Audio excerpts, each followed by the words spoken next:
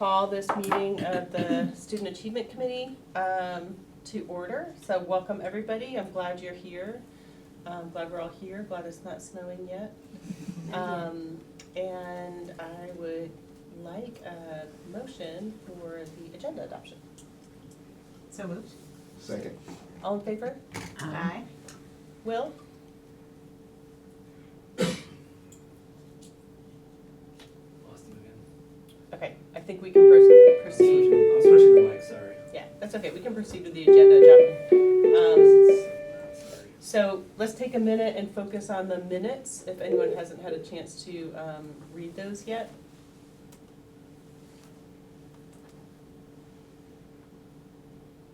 Is he on? He's on, but can you hear us Yep. now, Mr. Atherton? Hear you, can you hear me? Yes. Yes. Fantastic. If we lose him again, we can just have him call me, or I'll call him. I'll call you, Will, if we lose you again, and just put you on speakerphone.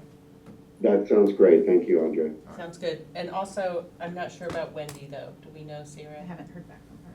Okay. All right, so we did receive a motion and a second to adopt the agenda. Did you get to record that, Franklin, or should we just go ahead and, okay, I got Ms. Smiley and Mr. Richmond. okay. Okay, and then, all in favor? Aye. Aye. Okay. And has everyone had a chance to read the minutes? And if so, feel free to make a motion to approve those or bring up any change requests you have. Motion to approve the minutes. Second? All in favor? Aye. Aye. Great. So we have advanced academics, academic programming updates, and confirmed action items and next steps. So Dr. Jones, I'll pass it to you to direct us from here. Yeah, thank you, and I'm gonna turn it on over to Dr. Peck. Good evening, everyone. Good Good evening. evening. Good evening. We're gonna, go ahead and go to the next slide. We're gonna talk, about advanced academics first, and I'm gonna give you an update on, advanced placement, so we go to the next slide. As a reminder, advanced placement is a program, national program, run by the College Board that provides students access to first-year college level courses in high school. And if they pass the exam with a 3 or better, then they have the opportunity to earn college credit at a university that accepts that credit. Now, each university determines what level, 3, 4, or 5, that they accept that.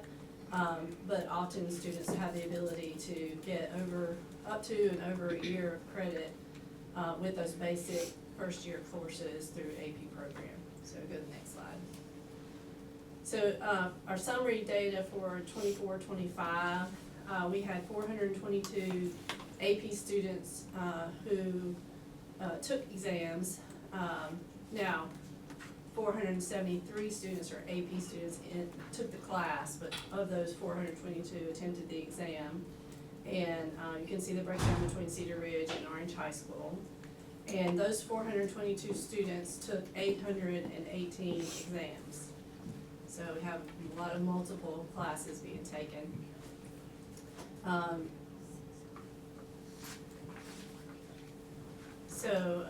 And you can see the spread of the exam scores there across the chart. A small percentage at 1 and 2, 5% at 13%, so 18% of the tests that were taken were what we would consider not passing. But we're going to be cautious about looking down on a 1 or 2 because the student may be in their first AP class and they got a 1 or 2, but they learn the skills, they even are more persistent, and so students who go into college with even a 1 or a 2, not having, skip the class, have skills that are gonna help them persist and stay longer. So it's a valuable program even if they don't get the 3 or better. Go to the next slide and talk about our AP Scholars. So of those students, AP or College Board recognizes students for their work across multiple AP exams. So these are national awards that students can get a recognition for an AP Scholar, which is students who have scores of 3 or higher on 3 or more AP exams. They could be an AP Scholar with honor, which is achieving the average of at least 3.25 across four or more exams. And then, the AP Scholar with distinction, again, is a next level bump up of at least a 3.5 on all AP exams, and a score 3 or higher on 5 or more of those exams. Last year, we celebrated 99 scholars. This year, we're celebrating 147. That's a big jump, and we're really excited about that. And you should know too, like, last year, a student might have been an AP Scholar, and this year they could be a Scholar with honors because they took more classes, they got a better GPA running, that kind of thing. So as they take more classes, they have the opportunity to be recognized on the different levels. Next slide. This is the demographic breakdown over the last 3 years of students who are enrolled in AP across both schools. You can see that the white students are overrepresented based on our comparison to our school and district data. But we are growing our Hispanic participation as well as slowly gaining with blacks and 2 or more races staying steady. So we'll talk more about some of the work that's going on there as we move into some of the other subjects. The next slide is, Just to clarify, is this all grades 9 to 12? it is all high school. Most AP classes are 10th grade or higher. I don't think we have any 9th grade right now, next slide. This is our longitudinal data, so over 6 years now, I just added on the year from last year. So what you can see here is a very clear trend of our students getting more AP credit as they're leaving high school. We have more students over the last, since we've returned from COVID, come back in and take tests. Like we had a big jump from 650 last year to 818 this year. But also the number of AP students overall is increasing, as you can see. So it is a growing program, it's rebounding after we've come back from COVID, and it is a valuable program that our students and our families are really value. Next slide. So just a summary of what I showed you. You did see a 9-point increase in 3 or better scores from last year to this year. You both of Cedar Ridge and Orange High School had their highest percentage of 3+ scores in the last 5 years. So you can see the work that they're doing at the school level to work with teachers, ensure that students are getting the support that they need. And on average, OCS averaged higher than the state and or national average in 19 of the 22 subject areas. So you have in a separate packet the breakdown of each exam and their course, and you can see that we as a district are doing better than the state in a lot of cases, and also in some places better than the nation, which is a real testament to our teachers and what's going on in those classrooms.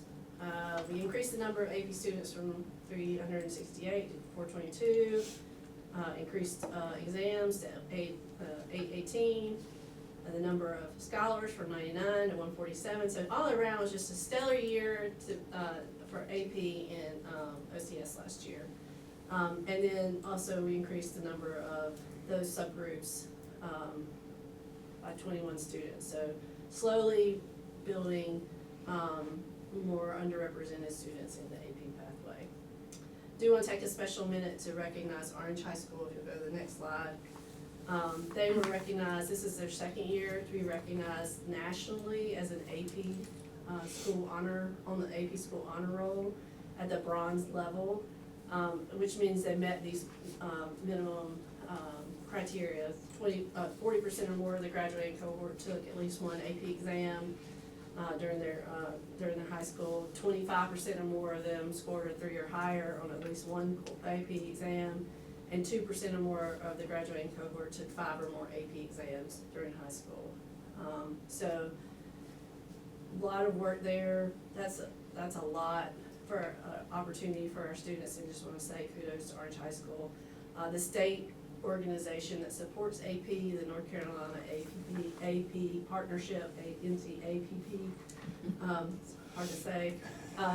They, very complimentary on the work that we've done in Orange County and celebrated. We got an email at the beginning of the school year, just, like, way to go Orange County schools, look at all you've done to increase AP. So really excited about this AP data to share with you tonight. So I'll pause there, and you want to just section by section, do I questions? think that's fine. Yeah, that sounds good. Okay, so questions or comments regarding our AP data? Sam? This is awesome. So first of all, yay, Yay. this is like really, really great, to see the upward trends everywhere. And so the one showing the distribution of scores, it looks like 92% of the tests were 3, 4, or 5. It had like a percentage. It Unless I was was, doing unless I was doing the math wrong. It was 82%. sorry. No, it was 82%. It was 82%, 82%, okay. The demographics, slide, if you could just go back to that for a moment. Thank you. So I was just recently looking at the presentation from last year, and so that's the only reason I have this in my mind is, last year when we looked at this, it was like percentages represented and the district percentage of each of these student groups, so we could sort of understand how close we were to parity with like our student body. And I like being able to see the individual numbers of students, cause they're real people and everything, and not just percentages, but I would find it helpful to be able to like see that comparison of how close or far we are from parity with the student body. Can I comment to that point, because I was looking at that slide as well. I know that we're like just under 50% white. And so if we add up like the 2025 blue columns, the Black, African American, Hispanic, Latino, 2 or more races, we're at like not quite 150,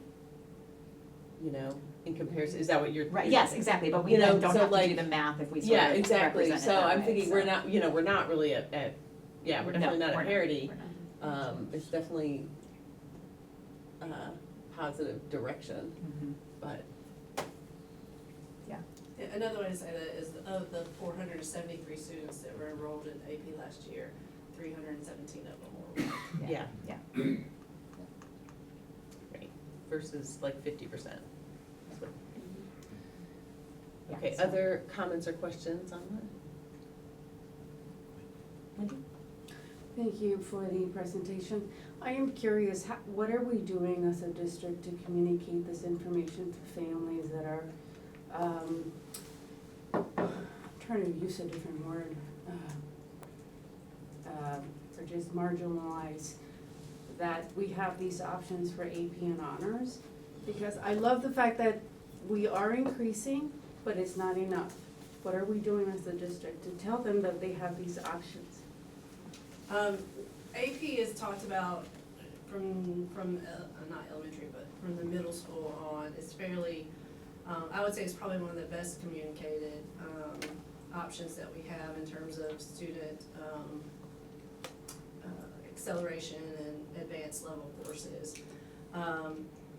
So students in middle school understand through teacher conversations and conversations with their counselors, here's the options for you, like particularly if you're in Math 1 now in middle school, you're gonna probably end up in an AP class or in a CCP class. So those conversations are happening even in middle school. I know the high schools do their freshman orientation and they talk to parents about what are the options, what we want your student to do, we want your student to be able to graduate with college credit, here's your options to do that. It could be AP, it could be IB if you're at Cedar Ridge, it could be CCP. So I know the schools are having those conversations. I think, yeah, and I would say some of it is not so much not knowing, but if I'm a student and I don't see myself in that class, because there's not others like me that are in that class, then I may or may not want to kick that door open to be the only one in that class. And so it's almost like we've got to find a way to get students who are willing to get in the class and be part of the population of that class. And so others will then see them, so we can get the ball rolling. But we, you know, we had the family, the graduation, the back to school fair where they talked to families about, options. So I think we're gaining on that. So here's some of the conversations going on behind the scenes. So currently, right now, say for example, the middle school counselors are working with 8th grade students on their, you know, their career plans. You know, they're gonna eventually enter those into Infinite Campus for them to be able to start signing up for classes and for high school counselors to start, you know, that communication with families. The work that in the conversations that are beginning to happen in student services that will also be in conjunction with the middle school principals, will look similar to this.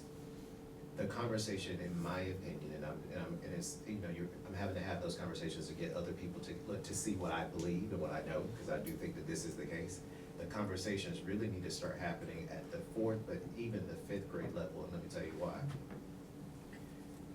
At that point in time, parents need to understand, so what are you ultimately wanting your child to do when they graduate? What are those options you want them to have? And then let's talk about what that pathway looks like through middle school to get you prepared in high school to then actually be able to be successful in the honors or AP class. Dr. Pack is 100% correct in terms of, you know, I do want to see someone who looks like me in those classes, and that will assist me to kick down the door. But I also want to be successful once I enter in the door that I've just kicked down. And so to that end, to your point, what are we doing to, you know, to let families know? We need to let them know the earlier the better, because if anything, we need for them to understand you really want your child to be able to be successful. I'm going to use math for it as an example. You really want your child to be successful in that math pathway to get to Math 1 in the 8th grade, but even if they don't, in order for them to be on time with their cohort and also to be set up for that success for that honors or AP, you want them to have a very successful 8th grade math career for them to be able to be set up for success in high school. But that conversation starts in the 5th grade when parents are starting to shop around in their middle schools and they're really looking to see what's going on in middle school. They need to understand the trajectory at that level. And so counselors from the middle school need to start having conversations with elementary counselors. They need to start going to, you know, open houses and all that stuff and having those conversations then. Principals might even have to do that. I did that work with my student services department and actually took children with me when I was a principal in Durham to my feeder schools to say to them, this is what we offer. Here are the amount of credits that your child can walk away with that will set them up for success in high school from my school. And then this is how this will assist them to get to what you're ultimately saying you want them to do once they graduate. So those are the conversations that are happening behind the scenes, not only in student services, but also with the middle school principals in terms of how can we begin having those conversations to better, you know, educate our families in terms of honors, AP, IB, and how that will, you know, really let your, you know, your high school transcript shine when it comes to you applying to your 2-year institutions or your 4 institutions. So I hope that kind of adds it. It does, and one last thing that I'll say is that, and we're gonna talk a little bit about it when we get to the AVID section, is that we are helping schools create pathways. So, it's not so much like, I think now, a lot of times, kids go into schools and it's kinda like you're at Golden Corral, right? You're like, I can go over here and get this, or I can go over here and get that. But helping students have a real pathway to, these classes are gonna help me get to this destination, and defining those pathways. So one, and forgive me for not adding this to my talking points, but one of the things that Orange High School will be bringing on next year is an AP pathway that will lead towards an AP diploma. It's called the AP Capstone, and they're gonna start with the AP seminar class. And so pairing that with AVID, and again, you'll hear more about that when we get to the AVID section, is setting students up who are oftentimes from underrepresented populations, first-time college generation, to be ready to go into those AP classes and pairing them together so that they're lifted into those pathways. So a lot of things are going on to create the system for this to change. Sarah? Just one thought or question on this one. Are we gonna look at the demographic breakdown of like honors classes as well? Because I'm just realizing, as somebody who's like, got an 8th grader and a 10th grader and is like actively in all of these moments, like with the counselors and picking out the high school classes. You know, the counselors in middle school are sort of saying, you know, you should probably sign up for the honors version of this class or whatever, but to get to the AP type classes, often you're taking honors classes in 9th grade, which is like the honors version of US history versus regular, the honors version of biology versus regular. And so there's that moment of opportunity. The kids don't know any better, you know what I mean, which version they should be going into. So what are we doing to like be really intentional in those moments of sort of getting them set on that pathway of honors in the first As place? well as what are the systems and supports that are in place to nurture those students who may be taking some of those classes for the first time, and in particular, those students who may be coming from, well, just in general, like what are the supports that, like I said, that are in place to make sure that those kids are actually gonna be successful, and that they will actually get the credits and be able to take the exams and become AP students of honors and all that stuff, so, you know. And I would say that that's where the error lies, when people, I know you corrected yourself, if we saw students as humans, students equally that are willing to learn in the system, and we stop putting labels, when they're trying to advocate for themselves, they're not gonna be told they're hard because they're Black or Hispanic or immigrant. They're going to say, great, these are your options. And I say that for a reason. It happened to my children that happen to be Black. I say, you advocate, they're mixed. You advocate for yourself, and if they don't listen, this is when I come in. So if my child says I belong in the AP history class, then they're told it's hard. So I don't want that to happen in our district. Yeah, I think we don't either. And so that's why we have the systems that we're working to put in place, so that that does not happen in our district. One more sort of suggestion here for all of this. Sarah, Oh, then I'm Bonnie. sorry. No, go ahead. I just wanted to say, you know, it does happen. I'm with you, Wendy, all the way. And, so, and I really appreciate, I think we're doing some amazing things to make families aware of this. But the question, the thing that it's hard for us to tell is who's participating? You know, and so I hear from parents, I hear from Latina parents who find out after the fact that their child tried to advocate for programming and were told they couldn't do it. And then parents get involved. And it's not easy, so how do we see if the things that we're doing are actually, that the people that we want to reach are actually showing up? And we could have hundreds of people show up, but the people that we're trying to reach are not there. So how do we kind of manage that, and how do we check ourselves and say, this worked or this didn't work? So I think that a lot of this happens at the school level, so, you know, we have principals at the high school who are passionate about this. In fact, we had a high school principal PLC earlier this week, and had conversations about how do we, so it's not like everybody's throwing their hands up and being like, oh, well, this is a problem and we're not doing anything about it. Everybody's working at the school level specifically to ensure that their staff are saying the right things, are encouraging students, providing opportunities. But again, from where we are at the district level, we're trying to help schools institute systems, and we have to follow the data, like, so we're tracking the data, and they're tracking their own data, to make sure, like, who's in these classes. They are, looking at PSAT data and, pre-ACT data to determine, based on those reports, students who should be encouraged to go into honors or AP for the first time, and having those individual conversations, so. I'm gonna also just throw in something as well, and this is some of the conversation, again, like I said, that goes on in student services. And again, like I said, when I was a principal, I used to just do, when I was talking to parents, I try to make it very, very personal. And what I mean by that is, and I'm gonna use me as an example, I'm a runner, I'm also 47 years old. My knees hurt sometimes. I'm gonna need someone to eventually, I don't wanna speak it into existence, but somebody may have to operate on my needs or do something. I need for that person to have come from Orange County schools, to have gone through our schools, to have been educated by our teachers, to have been taking those honors and AP classes, so that way I can get the best surgery that I can to be able to continue to run those half marathons.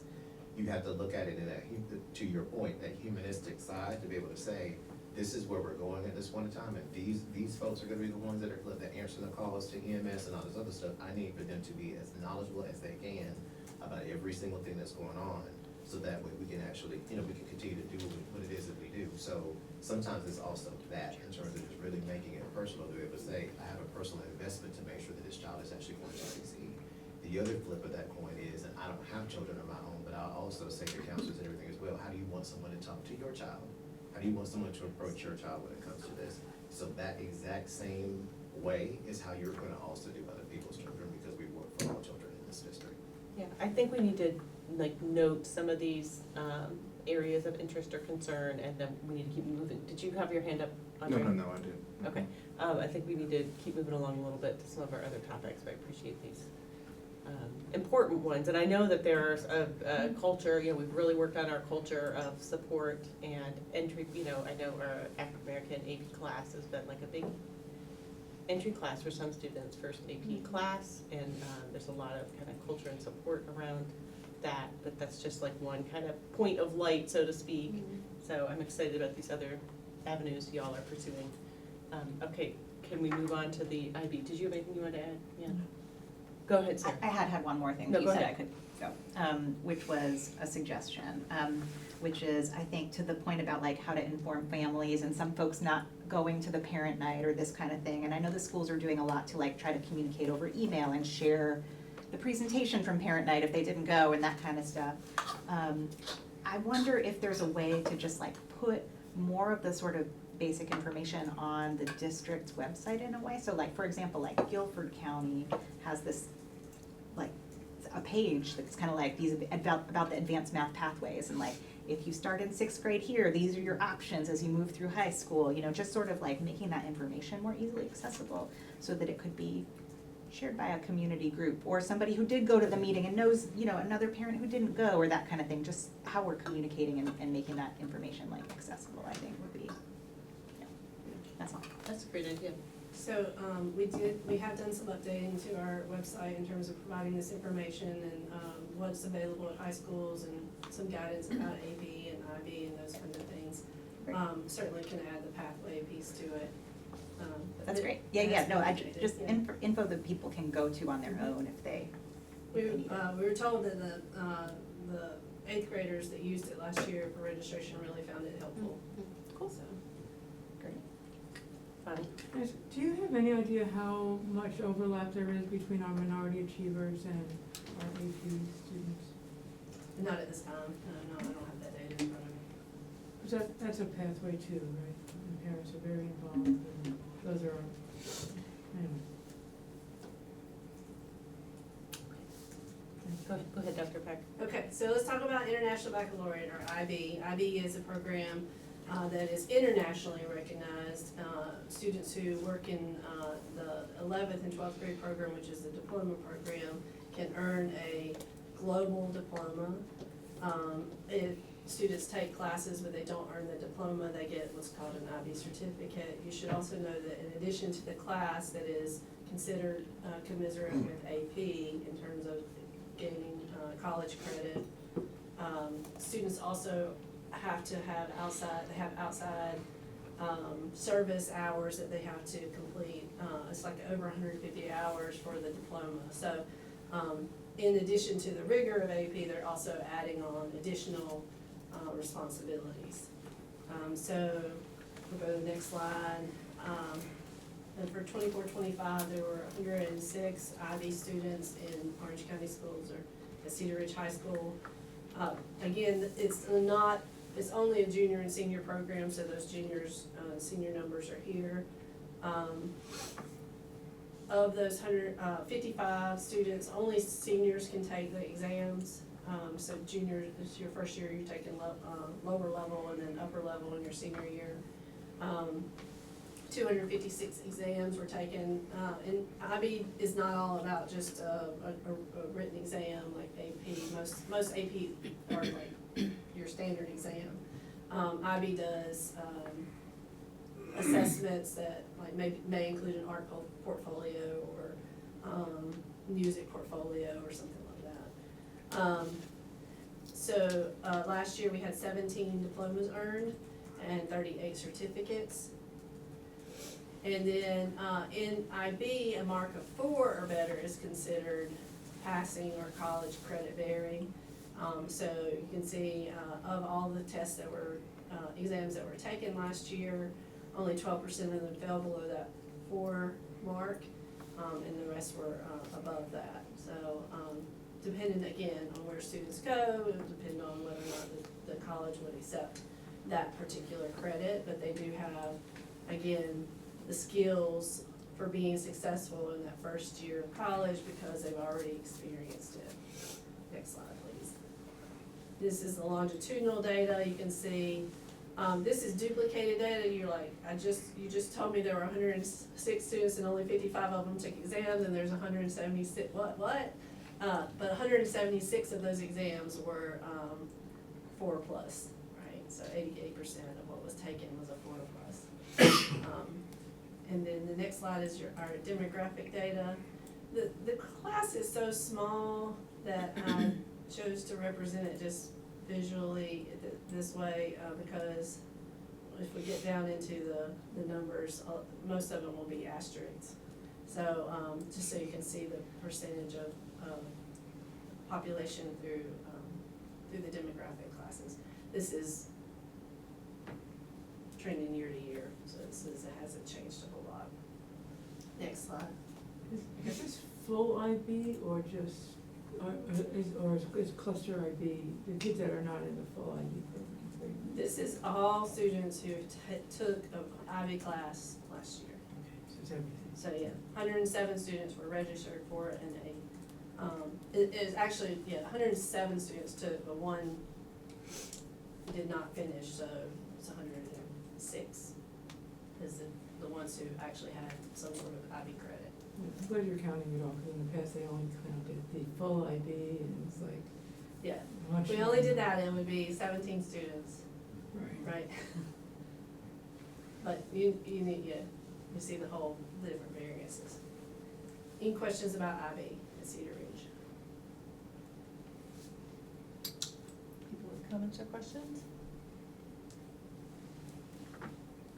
Sarah? Just a comment, which I think we just talked about last year, but I do think this is one where like these pathways, especially if you wanna do the full diploma, like that's an example of like, you have to start those classes in middle school, and then your first 2 years of high school, you just have to stack the language, the science, the math, like you have to take almost no electives at all in order to be on a pathway for the full diploma. And so I even know, like, there are kids I know who like, we want our high school students to be independent. The parents want that too. But there are some kids who kind of catch on to that late in the game and are like, oh, now it's too late, you know? And so there's this issue of like helping families understand, I think is just a little bit more even exacerbated in this case because of that like advanced planning you have to do to set yourself up for like, especially the full diploma. Yeah. Tabitha Kimball is the IB coordinator at Cedar Ridge, and she does a lot of parent sessions, and again, it's like, if you don't come, you don't know, but she is doing a lot of outreach to be accessible to answer questions, and she also has a lot of information on a webpage that we've linked to from our district page to help families at least know maybe what questions they need to ask, but I think what we're finding overall is that parents are overwhelmed in middle school trying to help understand all of the options that are available, and so that is why we're really working hard with the high schools to define those pathways so that we can lay them out for parents to see. Again, if I go into a restaurant and there's less, it's like Golden Corrals everywhere, then I might miss what's over here, cause I stay over on this side, and I get, hung up on the chicken wings and the roast beef, but I never get to the, what's over here. But like if we go into a restaurant and I'm looking at the menu and there's a picture of all the plates and I know everything's gonna come on my plate, then I know what I'm getting, right? And so a lot of times that's an easier, way for people to enter, and it's not that I'm stuck in that pathway I think sometimes we get a little nervous about directing students in the pathways because of historical, just because of history, right, things that have happened. But the way that we set up pathways now is not like, you get in that pathway, you never leave. There's a lot of on-ramps and off-ramps, and you can move between, and a lot of them are gonna come to similar destinations, but are gonna meet different student needs, and so, that is the work that we're doing, and, as we move into next year, you're gonna see more of that develop, those pathways at the high school level. Other comments, Bonnie? Yeah, are you gonna talk about Orange Engineering? And the reason is our families see Orange Engineering as the alternative to IB, right? That they see it at the same level, as that they see it as a premier program, and something, a prestigious program. It's a choice when they think about choices. And I'm just wondering if, and it's kind of in the middle, it's in CTE, but, is it something that we should be elevating as a strategic pathway for our kids? I wasn't planning on talking about, that program in particular tonight, but, it is a pathway. I will say that it's undergone some changes, so I think people maybe equated that in the past because they were AP credit classes, but the state has redefined the credit that, Project Lead the Way classes, are able to give, and there's no university that backs that credit anymore, and so those are only honors level classes now. But they are still learning engineering skills, but we have seen a decrease in enrollment in those classes because of the credit that we're unable to give. I mean, that's the state thing we have no control over. But like engineering, a clear pathway, say in health sciences, or that has wraparound support, is gonna be something that is gonna be appealing to our students and helping them see how they can get through. So, like, I don't wanna just have one premier pathway. I want students to have options of premier pathways for them to choose based on what their interests are, what, their career goals, and also, it shouldn't be the luck of the draw where you go to school either. Everybody has an option for premier pathways. I'm liking that. I have a comment if other people, anyone else with a comment. I'm troubled by I appreciate the pie chart because it's really easy to, take in, but it seems even more skewed, and looking back, double checking my numbers, it's more skewed than our AP demographics. So, and this is, I don't know this directly, but just what I've inferred, over the year, that it's like more of a close-knit community perhaps. And so I'm just wondering, what there is to make this a broader community than it has been. Yeah, so I think Ms. Smiley's point earlier about like understanding that there's not a lot of flexibility in this program. It's not something that we have control over. If we're gonna be an IB school, we have to meet these requirements, and students have to meet these, we have to have these offerings, right? And that's how it works. And if you're gonna have access to them, you do have to do a little bit of stacking early on, or come in with some high school credit from middle school, or both. So I think that's a contributing factor. And then there are additional requirements beyond school, typical classroom to get that IB diploma, and that's a contributing factor. I wouldn't necessarily contribute them to any gender or race, but like people are making decisions based on those factors, and for whatever reason, there is definitely, you know, a gap there with the racial demographics. So Thank you. I'm not gonna, you know, comment on what, there's no, I don't know. I just know what the barriers are.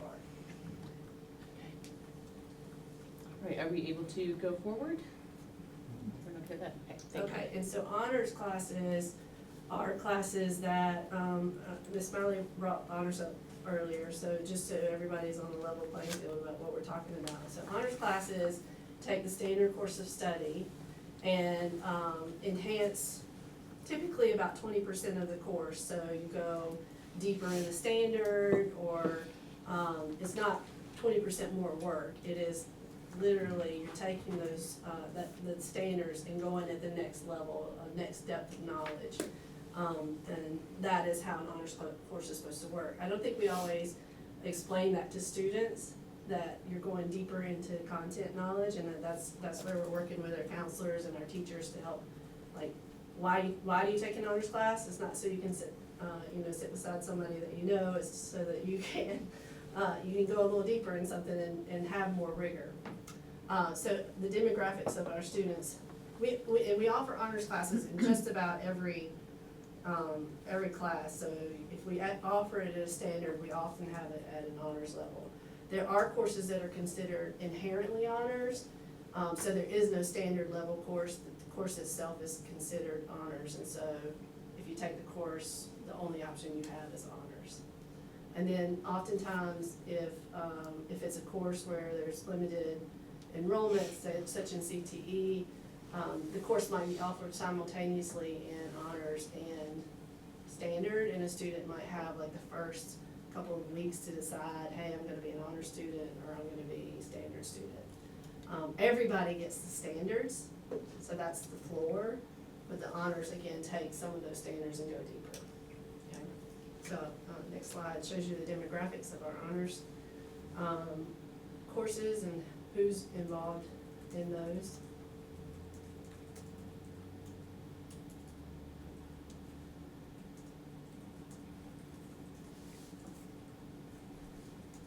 So again, slight growth in our Hispanic and Latino population, pretty steady with Black and multiracial, and a decline in our Why do you think the participation is, I mean, it's still disproportionate, but it's better? I'm just curious why. It could be, I don't have any, like, I haven't really dug into like the number of, total number versus, where kids are going. But it would not be unusual for students who were in honors to now be in AP and IB or CCP, so they wouldn't be counted in this demographic. So I would predict there would be some variance from year to year because of that.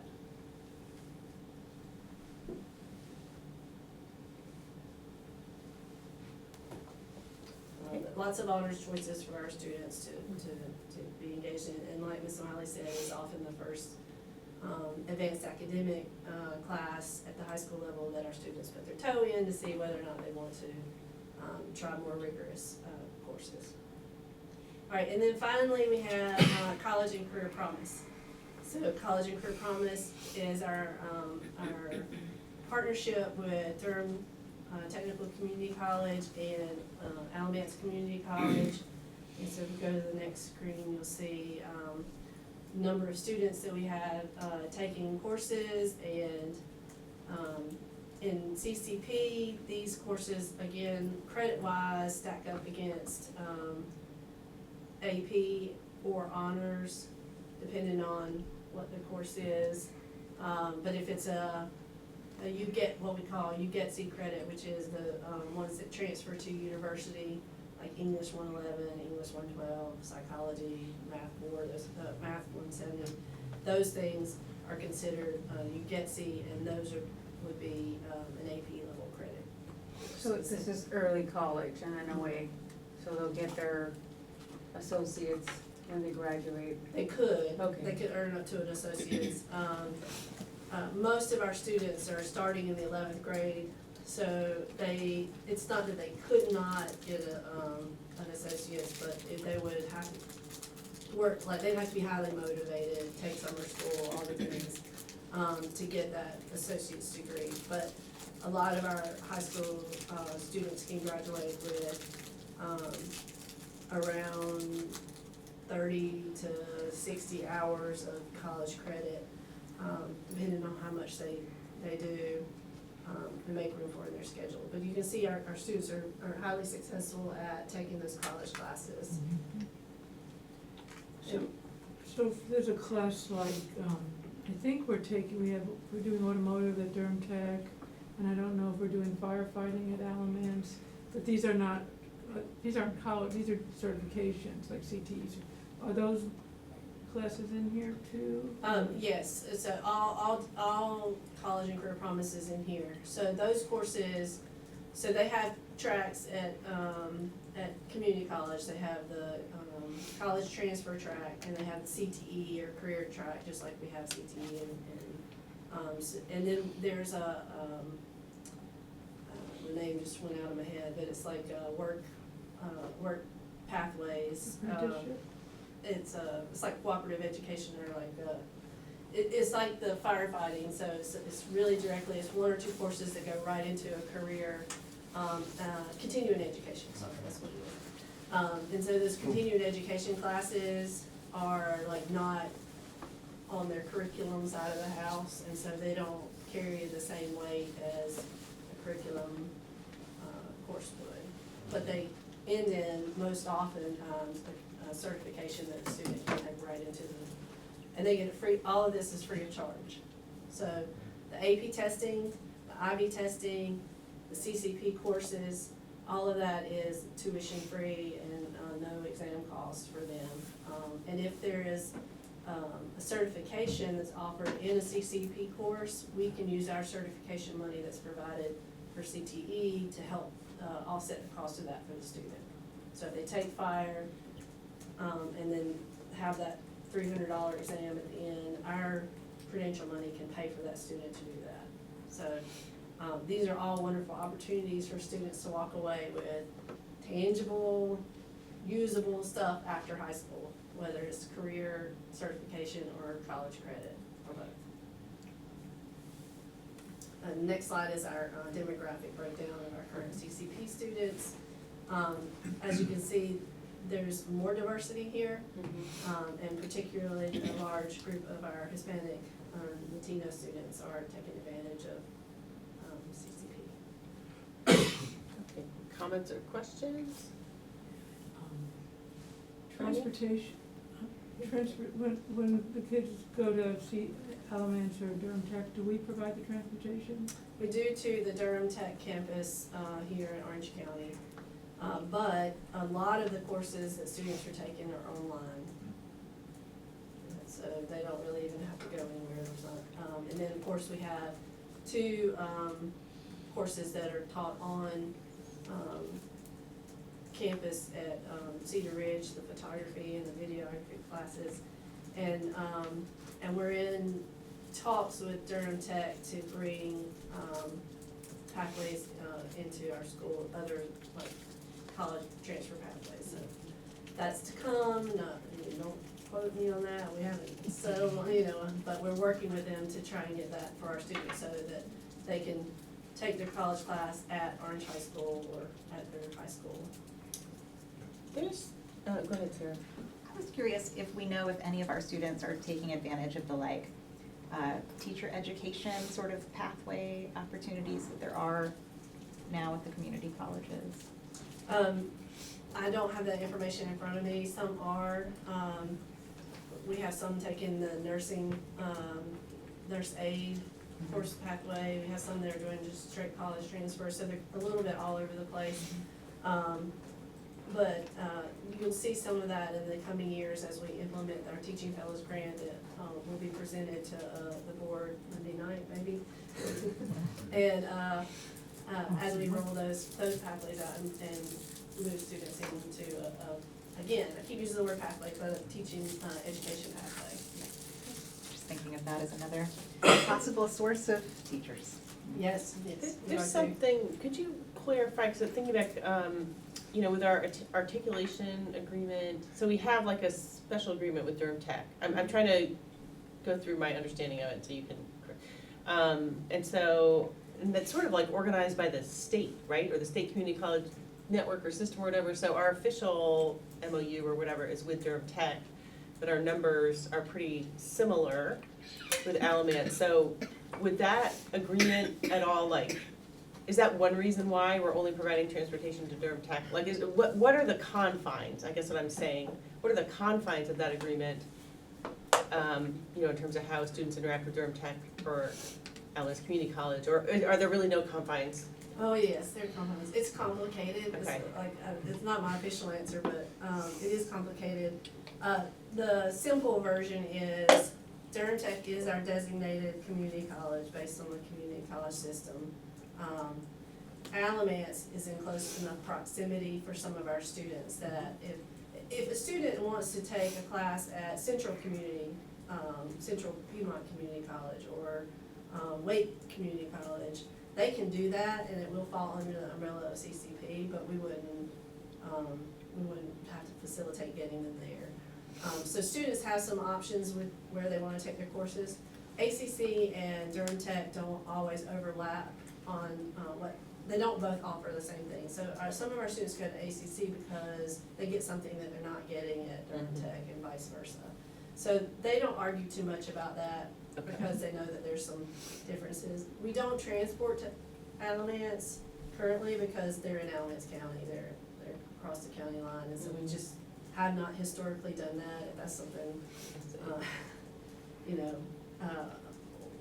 we have tried to get them to come to us, which is, you know, what we've done with the Videography? Yeah. Okay, thank you. So that's a little bit on that complicated. Okay, thank you. Other questions or comments? Will, I haven't always remembered to ask, do you have any comments so far or questions? No, y'all have been asking great questions, or I haven't had to. Thank you. Okay. Oh, sorry, go ahead, Bonnie. It's just really a comment, and I think one of the most exciting things that's happening in Orange County schools is this combined with CTE. But when it's presented this way, you can't see it. And you can't see the richness of the programming or the depth of the programming and the kinds of, and use the word that I love to see more of, and that's premier pathways. You know, and that's when you get into the applications like healthcare or law or engineering or whatever. And I was wondering if, and maybe it's something that gets rolled into the strategic plan. We know that's very much, it's central to the state strategic plan. So what, and it's important to our families. You know, if you say, what's the number one thing they tell us is, what can my kid do besides go to college, a 4-year college? So is there a way for us to begin to articulate the pathways and and they have different levels, like you're saying, there's certifications, there's the degrees, there's all kinds of things that really showcase what kind of opportunities we're providing for students. This doesn't do that, you know, in a way that our families in the world can understand. I'm just curious if we can get to see that. I'll leave it as a comment, something to think about, so if you're gonna say no, I'd say think, you know. No, I think that wasn't the purpose of tonight's understand. presentation. Yeah. And secondly, I think Dr. Pack described earlier what we're working on to present those premier pathways to families through the systems that we're creating. But to be able to lay it out there, she gave the analogy of walking into a Golden Corral versus a restaurant where everything is laid out so that you can make a more informed decision about the pathway you want to go into. And so that's something we're actively working on already. Yeah, and Scott, it's asking also for the board, you know, for us to see it and also to understand some of the impediments where funding shortfalls might prevent us from providing transportation, you know. And you said something else that's very interesting to me, and that's to not be campus dependent. So whether you're at Orange or Cedar Ridge, you know, you shouldn't have to be at this high school to have these pathways. So to have that kind of flexibility and choice, so. And I think, I don't want you to hear me say that both schools should have the exact same pathways. Yes. That's not what I'm saying. What I'm saying is they should have the opportunity at both schools to have, premier pathways that lead to similar end results, right? But are unique to their school and culture and families and community and all those kinds of things. They're, you know, so, but it shouldn't be that, you know, if you go to one high school, you have more opportunity than another, but that's my personal. Yes, professional. I'm with you all the way. I guess the question, does that also mean that if I'm at Orange, I could be dual enrolled in a pathway at Cedar Ridge so that I can have access to, quote, To everything. to everything from whichever school I'm in, or even partnership? So I think one of the, again, Golden Corral, you get everything, you get lost in everything. So we're trying to get our folks to have like really clear pathways so students can make informed decisions. And, that may mean when you make a decision, oftentimes when you're saying yes to something, you're saying no to something else. And so I think we just have to be really clear as we lay these pathways out, what you're saying yes to and what you're saying no to, because we cannot offer everything to every person. And we just wanna make sure, because then we're not gonna do anything well. And so we just wanna make sure that what we're offering is clear and quality and all of those things, so. And there's also history, and we can't duplicate everything at every school because we don't have that much money. Yeah, I get that, there's real limits. The basic question is, where are we in this? Where are we today and what pathways are we offering? And Okay. I'm not expecting an answer from you. Yeah, and so let's move ahead, because we still have 4 other topics as well as our decisions about action items in the remaining hour. Okay, I'm gonna share the hot seat with Dr. Nice. Gammon for a few minutes. He's gonna give us an update on Avid. I appreciate it, thank You're you so welcome. much. I'm gonna give her. Well, you are good. So Dr. Pratt, she's done a tremendous job, I know of working through answering some, especially the pathway questions. Before I get started formally, I do think this is a nice segue into Avid. You know, we do have new systems, you know, as she's talked about, that there's a lot of work that's happening, Dr. Lanier referenced that earlier, that's in process or progress. We also have existing systems that have been in place in Orange County schools, but maybe are in need of a tweak, or they're in need of like maybe a new vision of like how we can leverage them to better support these advanced course pathways. And so Avid is not in any way the silver bullet, for lack of a better word, but it is a system that can be one of those key kind of pillars for us that can help do this work as we move forward. And so I am going to refer to my notes some as we go through this, and if you keep it on the prior slide. I'll refer to my notes a little bit. Dr. Pack is like a walking encyclopedia. She does a tremendous job, but I do want to make sure I don't get off track with some of the key points. Our folks in our Avid classrooms, the elective classes, are doing such a tremendous job, and our administrators as well in the buildings of lifting this program up.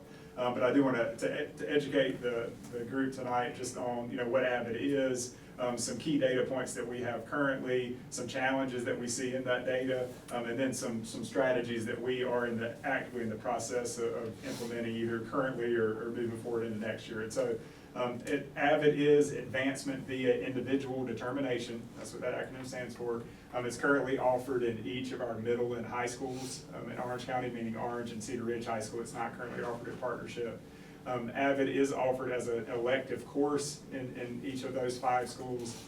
At the high school level, it is paired with English 1 and English 2. So what does it provide for our students? Avid students do receive intentional support daily. That includes mentoring in 3 kind of key areas. One is rigorous academic preparedness, which we've talked a bit about that tonight. Opportunity knowledge, so knowledge of college opportunities, financial aid, et cetera. And then student agency, being able to develop kind of independence as a thinker, as a learner, and then being able to make kind of critical decisions for yourself as a student as they're exploring future options. So more specifically within that, that's kind of the textbook definition, but students do receive through our Avid program currently skills development through Wicker strategies. And that's another acronym. We throw a lot of acronyms out there. Wicker is writing, inquiry, organization, collaboration, organization, and reading. Okay, so those are kind of key skill areas that students are working in and developing. There is intensive support through tutoring. This happens with actual tutors that are paid that support us at our middle school level, and then we have some tutoring peer process options that are happening at the high school level right now. There's college access, meaning there are college visits or tours that students go on through the AVID program. There's financial aid information that they're consistently, exposed to, and then there's course guidance on rigorous courses that are options as they move forward, and that again is something we'll note is an area of work. One thing that's key before we move into the goals and the data piece is there is, through the AVID program, meaning the larger AVID organization, there is a profile for a typical AVID student when they go through this application process. That profile includes some kind of key tenets.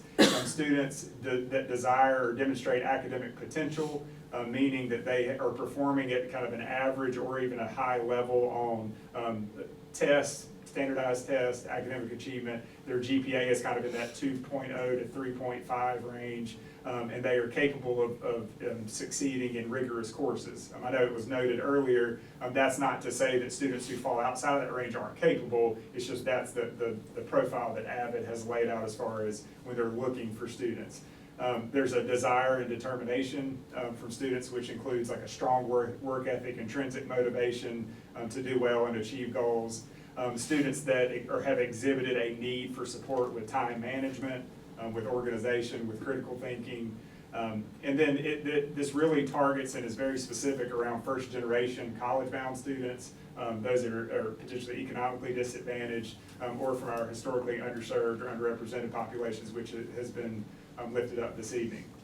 So on the next slide, I appreciate it. We have a few goals that we have been working through, and really this has been an ongoing kind of an iterative process where we are refining these goals as we go along. And one thing that we've noticed with the AVID program, and I can speak to this as a former principal in the district, is that AVID has been in Orange County schools for quite a while, but it has not always been absorbed or fully aligned with our district strategic plan goals, and more importantly, our school improvement goals at the school level. And so that's an area that we have noticed over the last couple of years that we need to make sure that we're doing that alignment. And so goal one that you see there, we do want to enhance recruitment of students into the AVID program. That means, our elementary students that are our rising sixth graders, we do want to actively recruit, but we also want to retain those students throughout their 3 years in middle school and pick up new students along the way while they're in that middle school track. And then also our high schools dipping down to the middle schools and recruiting students into those 9th and 10th grade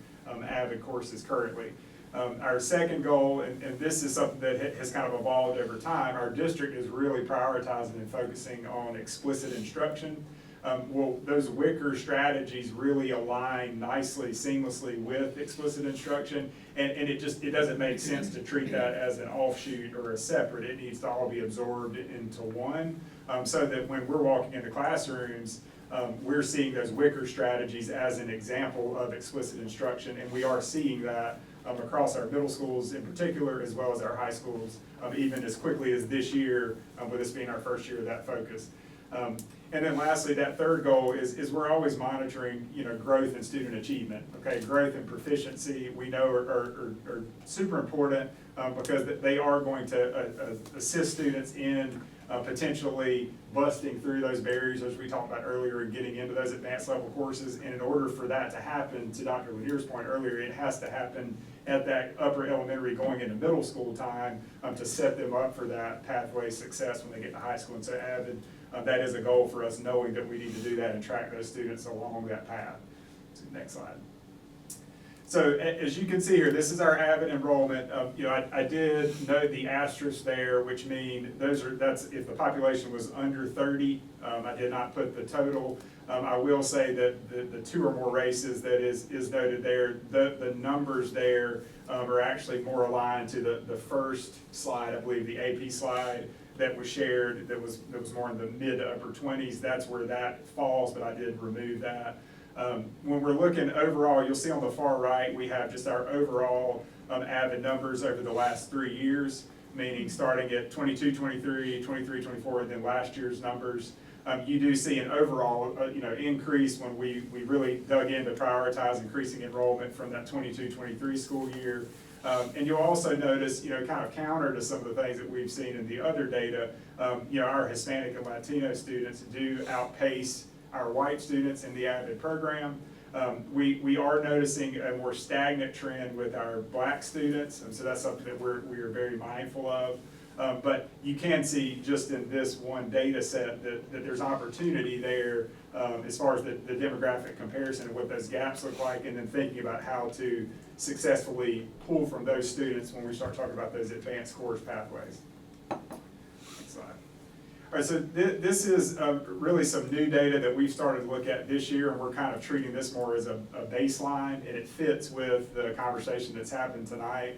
The numbers on the chart below were taken from this year's enrollment, and what I mean by that is we're comparing this year's enrollment to last year's numbers. And so at the top there, you'll see for the school year 24-25, we had 71 total students that were enrolled in AVID courses at Cedar Ridge and Orange High School. So that meant 9th and 10th grade students last year that were enrolled. Of those 71 9th and 10th graders last year who are now in 10th and 11th grade, they are enrolled in 256 total advanced courses, okay? Now that could mean there are individual students that are taking multiple advanced courses. And so when you look across this, there's a clear discrepancy there, and it really matches some of the data that we saw earlier, that from these AVID students, yes, they are enrolling in advanced courses, but there's a large skew between honors, AP, IB, and CCP.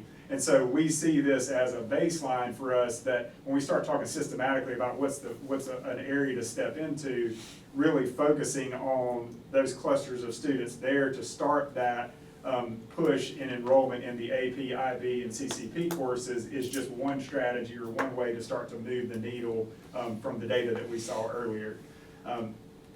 So go to the next slide. This is kind of a busy slide here, but I want to make sure I was trying to reduce things down, and I really want us to lean into this is current work that's happening, and then just kind of some future work that we're trying to push with AVID. Really to best meet the needs of the AVID program, especially growth heading into this year. One area that we saw as just a next step for us as a district was the growth and expansion of AVID site teams within the buildings. This is kind of a standard operating procedure for AVID, but we noticed, especially from the pandemic time and beyond, that those teams, while they were working, they were oftentimes not working in conjunction with school improvement teams or MTSS teams. They were working in isolation more around the AVID elective itself. And so we've done a lot of work this year, and you'll notice there that the first blue kind of icon there on the top left, in an effort for us to be fiscally responsible, this past summer, we did basically pull together site team members from all of our secondary schools that have AVID programming, and we were able to take them to a 2-day training that was actually in Carborough, so it was here locally. It was a great experience because we were able to work actually together, myself there as a district representative, AVID coordinators that were in place, there were teachers there, but really us being able to start to grapple around like how can we start to move AVID programming more in alignment with our district strategic plan and vision. And so that work started in the summer there, but then it has continued on, and that's the key. The key is that you can go to a PD or a training, but does it continue when you get into the school year? And so one thing that we did through that work in the summer is we noticed that our AVID coordinators that are in place, some are new-ish to the role, maybe the last couple of years because we had some existing AVID coordinators that maybe retired. Those folks have been getting some one-on-one support and coaching and training over the last couple of years, and it's been super impactful and helpful, but it's been really focused on the AVID elective itself. Okay, we now want to leverage their strengths to then be those leads on those site teams in conjunction with an administrator. And administrators are key in this, and we have an administrator in the room here, and he can speak to this as well, that they have been very instrumental in making this a bigger priority in their buildings, and I want to give them a thumbs up for that.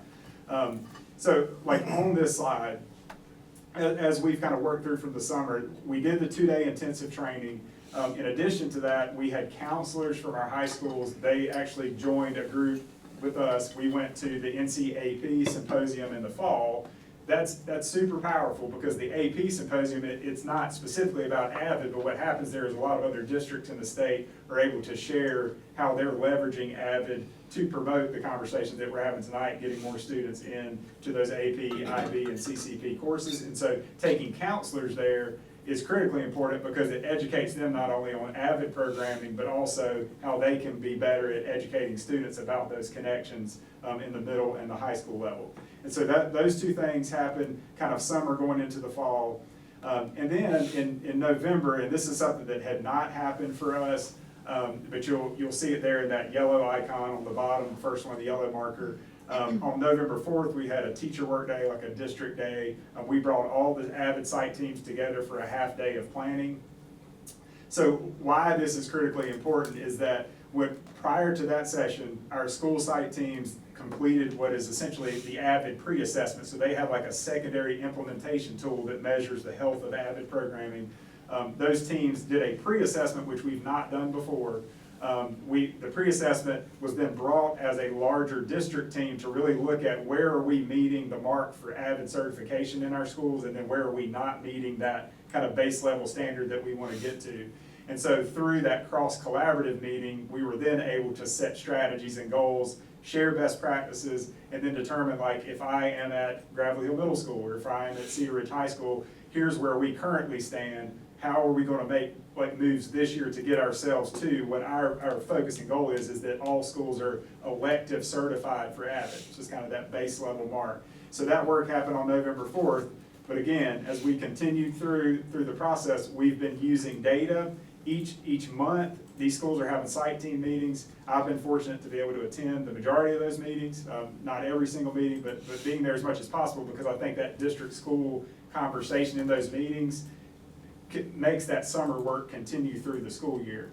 And so in the fall, or since the fall, those site teams, like I said, they've been working together. But when you look at the top marker there, so the spring 2026, a next step for us is we are focused on getting all of our schools to Avid elective certification, okay? But within that, there's also a bigger umbrella, which is the Avid kind of school-wide influence, which goes beyond that elective course. In order for us to learn more about that school-wide process, we are going to take a small team in early March around one of our work days to Lee County.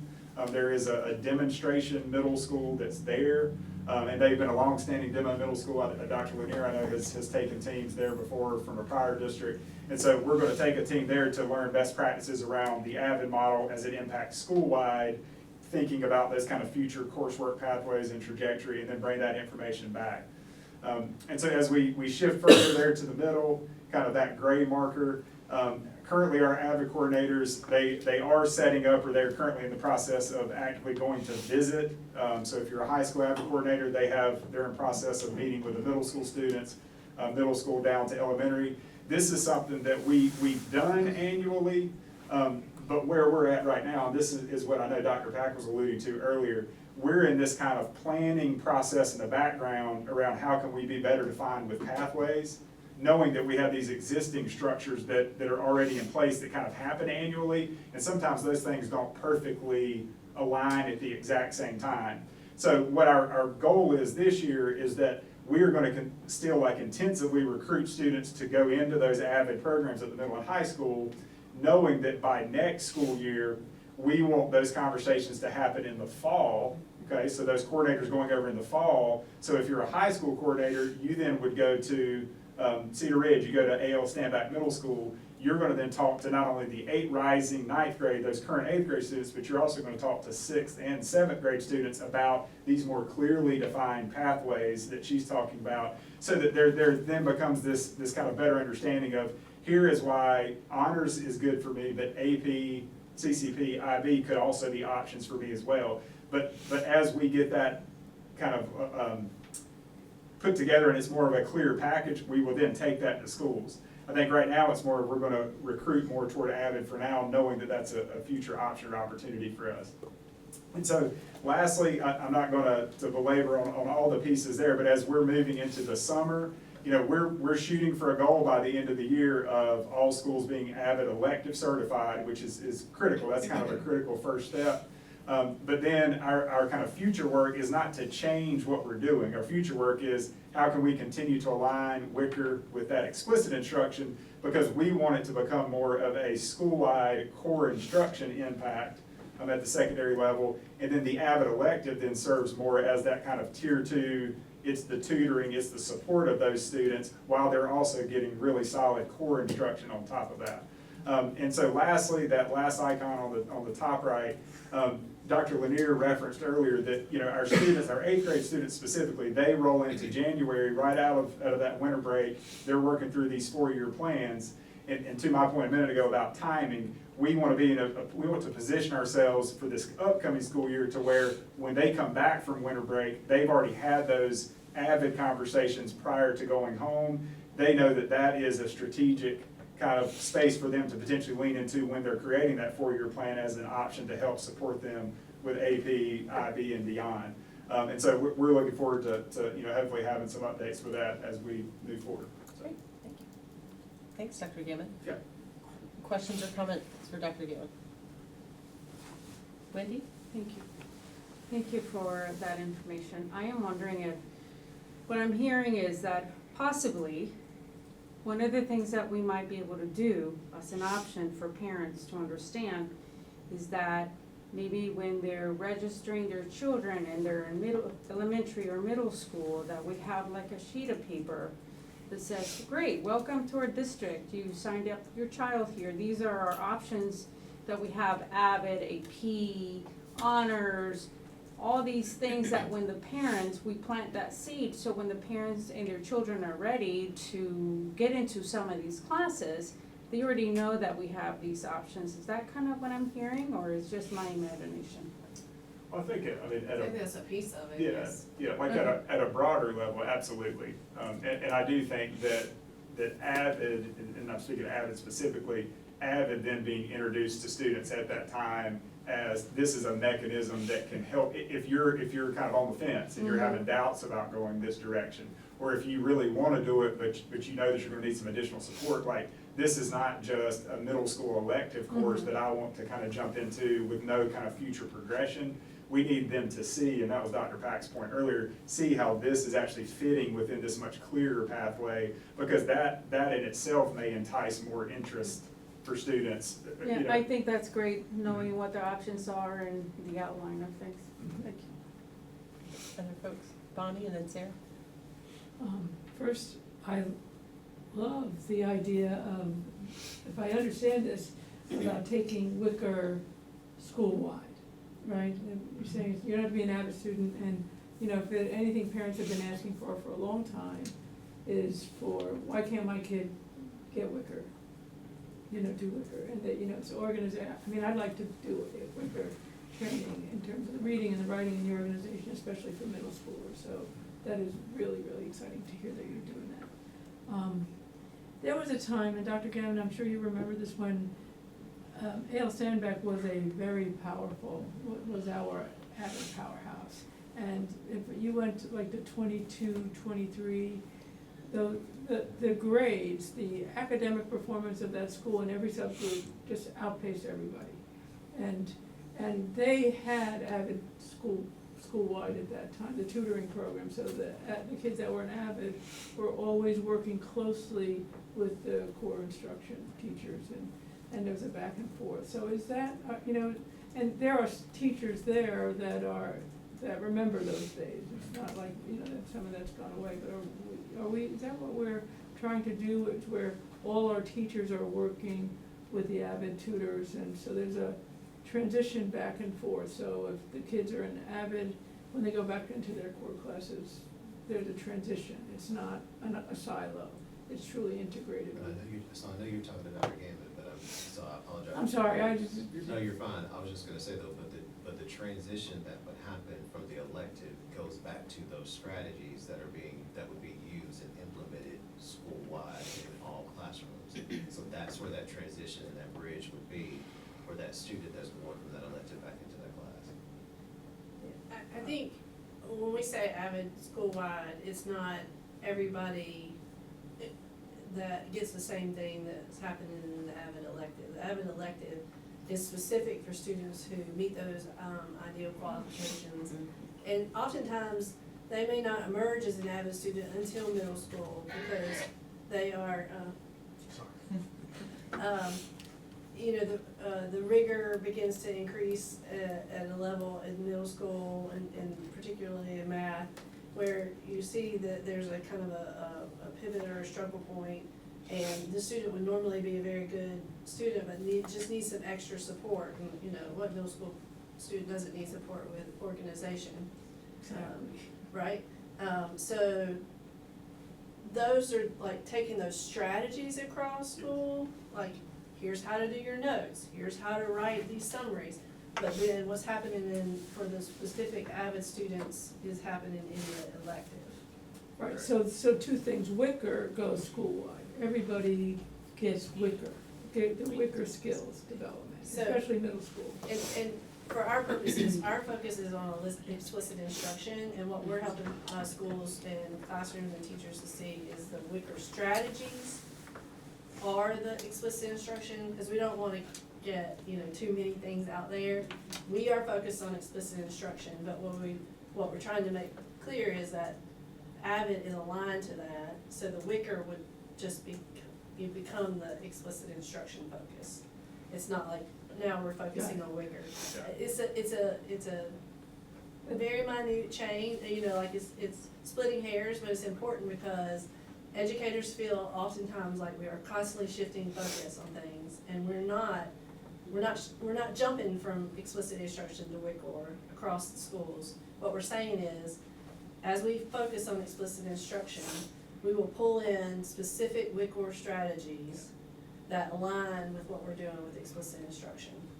But we're saying that in this context, as we're talking about AVID, but as we talk to teachers and across schools, we're just talking about explicit instruction. Yeah, and I would Does say that like make sense? at the school level, like each individual school has some autonomy in how they want to navigate that within their school improvement plan. So you may have one school that's focusing school-wide on focused note-taking, whereas you may have another school where it is much more about the organization and goal-setting process. Both of those things are super important, but rather than trying to focus on all of those things at one time, they're trying to get really good at one thing at a time to help build that out beyond the AVID elective course.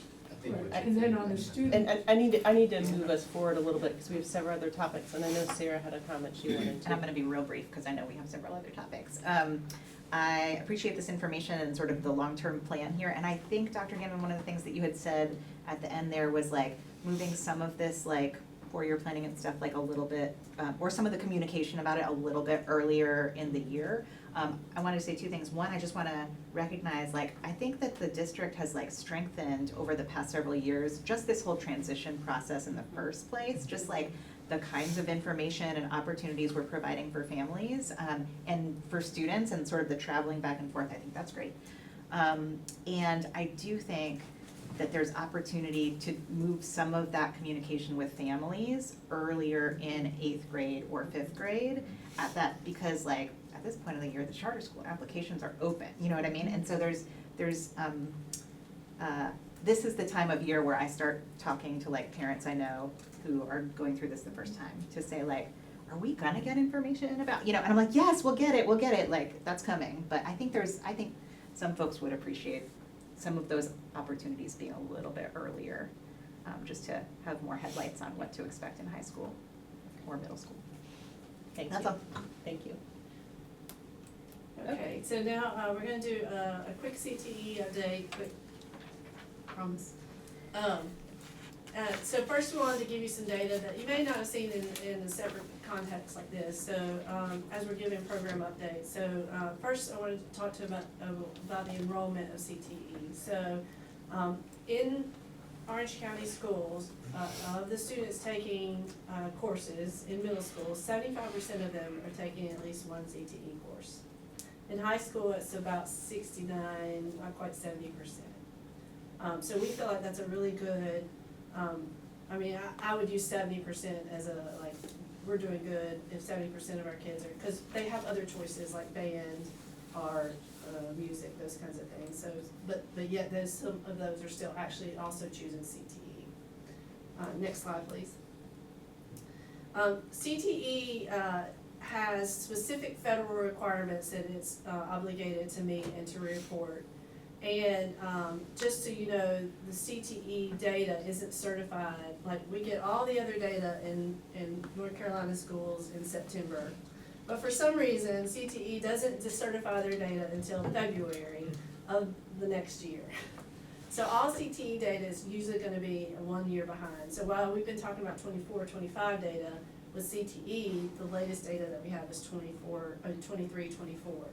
But in another month, we should have the last year's data certified. But what the two program areas that are two quality measures that I want to share with you tonight are, again, federal reporting guidelines, and one of them is called the program quality, which is the recognized industry credential. So CTE concentrators, and those are students who have taken a pathway in CTE, 2, 3, sometimes 4 classes in a row, that are like leveled up, so like Health Science 1 and Health Science 2. If I complete those, I'm a CTE concentrator. Those students have an opportunity to earn a credential somewhere in their pathway. Could be in their prerequisite, could have been in their level 1, could have been in their level 2. Again, we are funded from the state to pay for those credentials, which is really nice. There's no financial burden to the student, and they get to walk away with it, something that they own, that's their own credential. So you can see in 21-22, we were just under 20% of those CTE concentrators getting this A certification. And in 23-24, we were at 73.10. That was a huge jump. And part of that comes from having the money to pay for those credentials from the state. So, you know, our students are really lucky to have that. But I just want to see the work that the CTE program has done to get students those credentials. The next is the program quality measure that's measured by our CTE, can you go to the next slide? Proof of learning. And so proofs of learnings are like your CTE exams, or which we used to call, for those of us who have been around for a while, we used to call them the VOCATs. They're the performance-based measures, so that they're portfolio type courses that have a portfolio as their proof of learning, and sometimes a credential is a proof of learning. So this is a program quality measure for all of those except for the credentials, because those were captured in the last program quality. But you can see we're hovering around between 72 and 74%, which again, for students being proficient on those exams is a high level. And CTE program is digging into explicit instruction, as well as everybody else in the district to really hone in and push our teachers and our classrooms to get up to that 80% or more with this program quality measure. Next slide, please. So just some other measures that are also captured in the federal, but we didn't give you the graphs because they're consistently high. And that is that 95% of CTE concentrators graduate within 4 years. We like in CTE, and I say we because that's my background and my passion, we like to say that this is an indication that if students are in a pathway that is meaningful to them, they stay in school. It keeps students in school. So also a measure that CTE does is a secondary, post-secondary positive placement. So are students 1 year out from graduation, are they enrolled, are they employed, or are they enlisted? And 95% of our CTE concentrators 1 year out are in one of those places. So again, CTE works. And then non-traditional program participation are those programs that are designated by the federal government as underrepresented by a gender. So like males are non-traditional in nursing, and females are non-traditional in engineering. Those kind of, not every career is designated as non-traditional, but some of them are. And in those ones that are designated, we have increased participation by the non-traditional gender from 23 to 30%, which is higher than the national accepted level, which is around 25%. Again, we already talked about the credentials and the proof of learning, so I'm going to the next slide. And talk about middle school and CTE, which seems to be a hot topic in Orange County schools. So just so you know, again, I'm gonna go back to that first slide and tell you that 75% of our middle school students are taking and have access to a middle school CTE class. And we're doing that with 3 CTE teachers in each of the middle schools. They all are teaching different classes at 6th, 7th, and 8th grade, and across the 3 middle schools, we have 21 different course options, and we'll just flip to the next slide, and I won't go through all those, but those are all the choices that students have. And that's all I have on the CTE great. update. It's really great. Okay. Wow, I'm excited about seeing, thank you for the middle school data in particular, because the rest of it, I feel like we've gotten to know. Okay, comments and questions for Dr. Pack on CTE?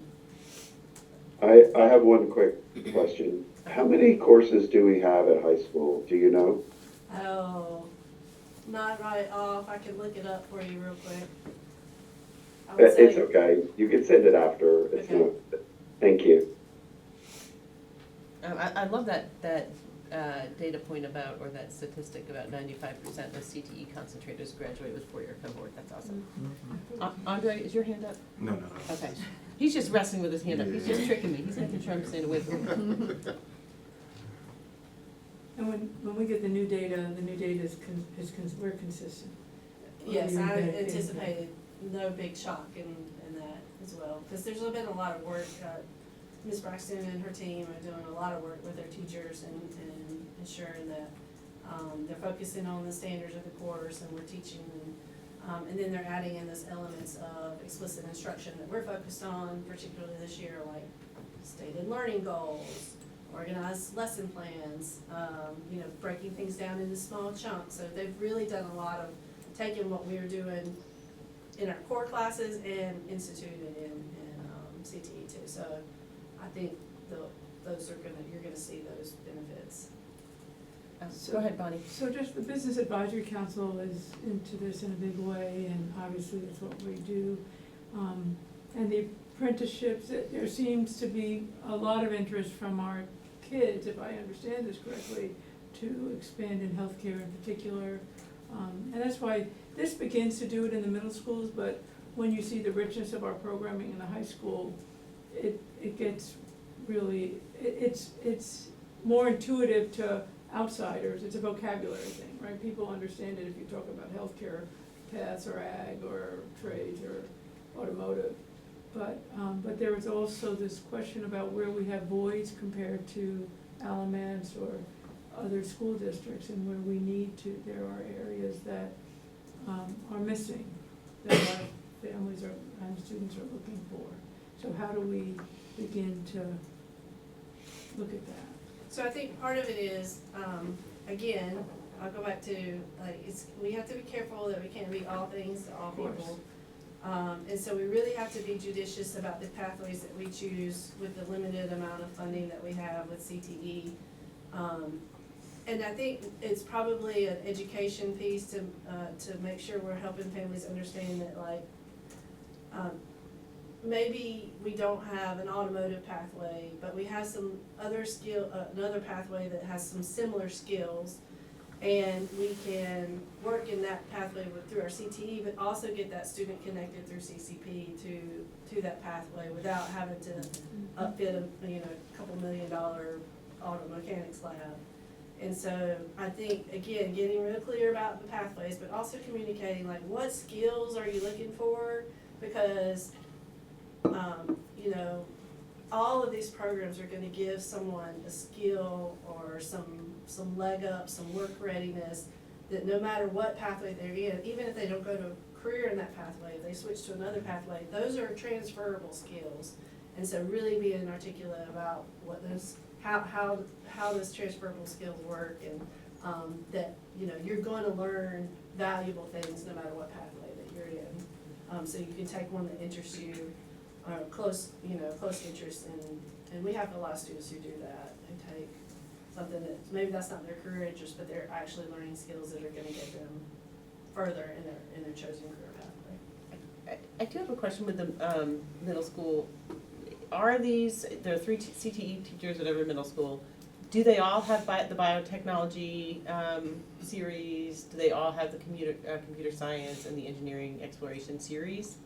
It depends on the teacher licensure, but some, yes, across Okay. all, some only in certain places. I mean, like, does each middle school have those 3 areas? And they have some variances. Yeah, there's They some have some, variances. okay.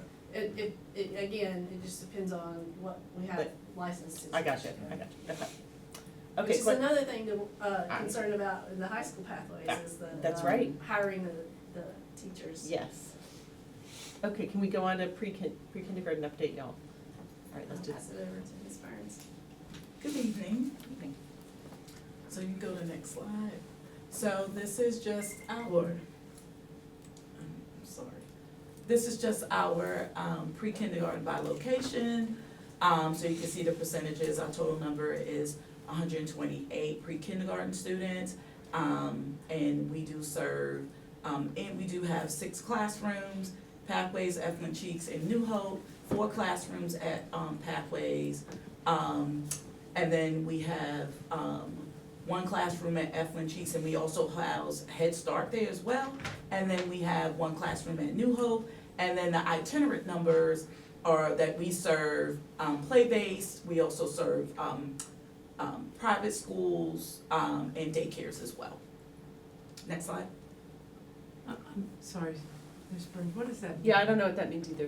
The What- I'm sorry. itinerant is new to me. Are you gonna? Oh, yeah, I'm sorry. Itinerant meaning that it's like they don't have full day services. Okay. For like they're not in the classroom. So in order to serve students that may have like speech or they have, developmental needs, we do go out into play, we go out and do play groups. We also go into private schools and we go into daycares as well. And homes at times. So we're going into their settings. Mhm, yep. This is essentially like children maybe at the age of 3, is that right, can be assessed? And 3, or- yeah. Um, So we have to place them by age 3. Okay, so families can approach the school district and say, and sort of apply for the evaluation and then the Mhm. services that go along with that Yes, essentially. so they can So those apply, students they may be can aware. notify us directly. And we do have Child Find on our website, so they can find out who to go to. It's usually, I place myself as the Child Find person, so I wanna make sure they go through, to the right people. But they also, we go through early, childhood development, they, refer kids as well. And so, and then sometimes we have them directly from, the daycares themselves. So in terms of the students, Oh, I'm sorry. And I have with me Jamie Bowers. She is the Director for Elementary and Pre-K Services. My apologies. Thank you.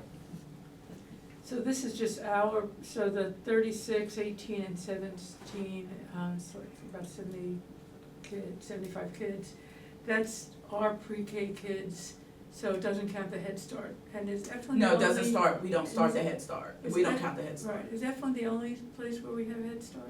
No? No, Eflin is, but we do service kids in there if they have like speech or related services. We do serve Head Start as well. Got it. Mhm. And so, when we look at the classrooms, they're in their full day, so they follow an elementary schedule, and then we do provide transportation. Any questions about? Nope, but, okay. Okay, click it one more time. All right, so, as I'm gonna expand a little bit from my EC update in, December. And so, when we think about the pre-kindergarten program, our work has focused on strengthening the core classroom, experience for pre-K, because we do know that this is like their first real experience to school. And so we wanna make sure that, the environments are strong for them to be able to have a good start and, long-term success.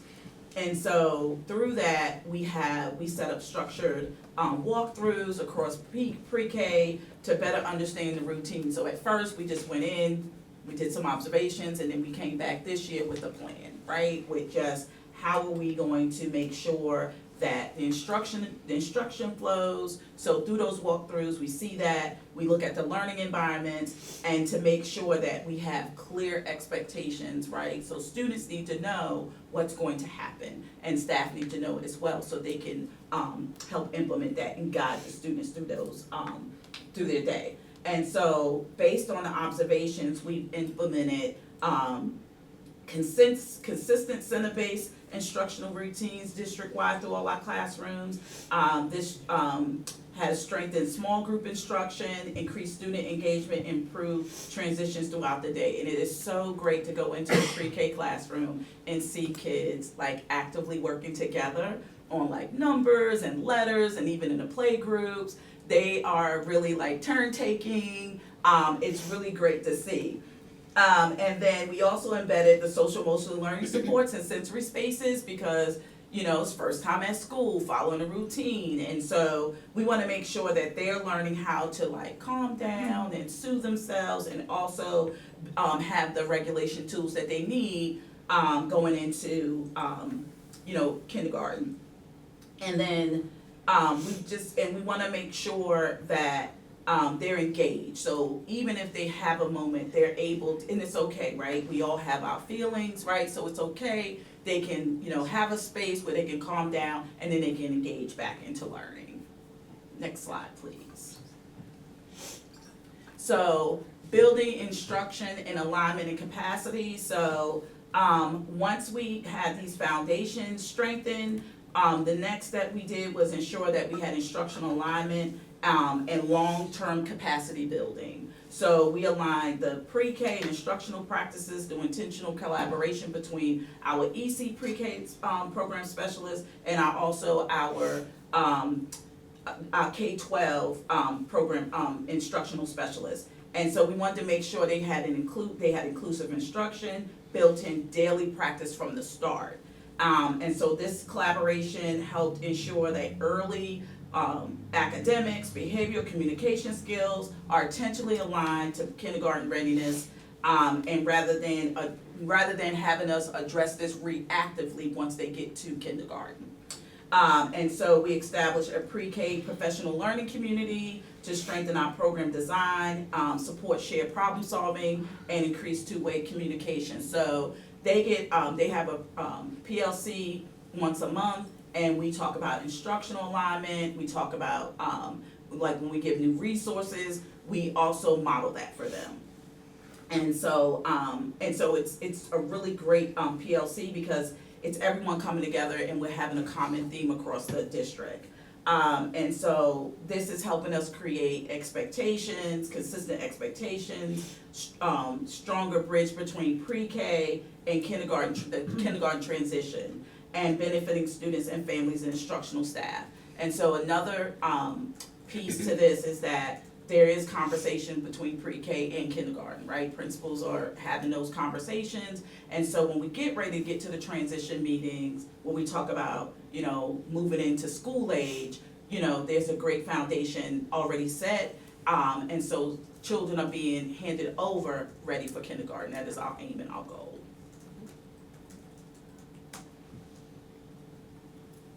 Okay, questions, and we're down to 15 minutes, but questions about pre-K before we move on to the digital learning grant. Bonnie? Yeah, two parts of this. Our pre-K enrollment seems to be substantially lower than it was a few years ago, and I don't know if, I thought there was a time that we had a pre-K in every elementary school, and.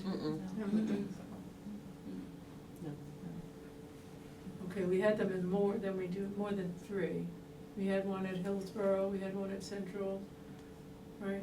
I mean, I would be interested to see, so maybe if we could just get the last 5-year trends on pre-K enrollment, itinerant and not, because I don't know if the itinerant is throwing it off. And the other part of it is the bridge from pre-K to K, because we lose a lot of students in kindergarten. We have 2 things happening. We lose a lot of kids in kindergarten to charters, but also we have this thing that's happening where a lot of our kindergartners go to HES instead of their districted school. Not exactly sure why, but I'm just curious if we understand what those patterns are, and if we had more pre-K, would that help us with kindergarten enrollment? Yeah, so I was gonna comment on the pre-K class at Central. There was always 4 classes, and there was one at Central, but they moved that class to Pathways, so now Pathways has 2 pre-K classes instead of 1. So that's But Pathways has had four, I mean, when my kids were there were 4 pre-K classes with Pathways, right? Since your kids were there. Yeah, I know. But they, I mean, they had multiple rooms with, They have the 2 EC pre-K classes there, so they do have 4 now. And I thought we actually at one point had a wait list for pre-Ks. When I first joined the board, I thought we had a Yes, wait list. we, when I got here last year, there was a wait list. Right now, currently, we don't have a wait list. But numbers are going down, and we actually we lost 8 slots, this year, due to budgeting. And I asked about, cause we work with DC, DEE, Division of Child, Development and Early Education. And, they allot us our slots, and I asked what were the rumblings about the finances for this year. And, I was told that, for next year, she believes that the numbers are gonna remain at 64.